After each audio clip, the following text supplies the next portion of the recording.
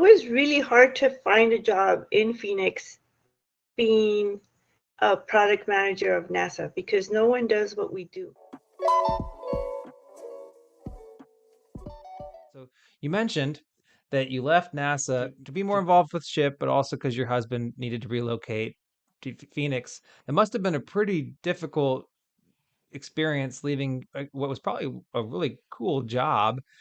But then Mhm. you landed at Motorola Semiconductor Products or On Semiconductor, Mhm. and you were a product engineer for them. So how'd you find your way into On Semiconductor?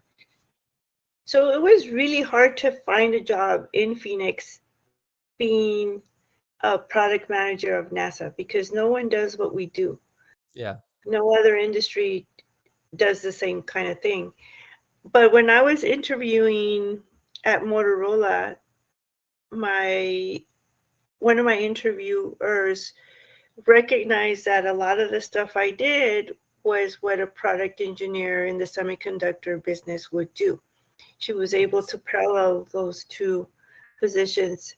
So she hired me. And it was a great, great job. I loved it because the product engineer gets to interface with everybody else, the designers, the testers, QA. So you have to pull all those people together to get the product out.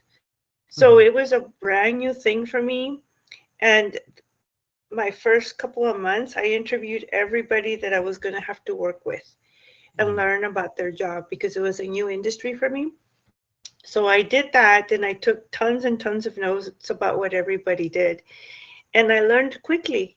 And I'm a person that really likes to interface with other people, even though I was an introvert. Now I'm an introvert, extrovert as a result. Um, but I love that because I was able to touch on every part of the release process for a product. And I was responsible for that. And it was nice because I wasn't their manager. Mhm. So, I didn't have to deal with management type problems. I Mhm. had to deal with getting the product out at a certain Yeah, time. that's cool. So I really enjoyed that job.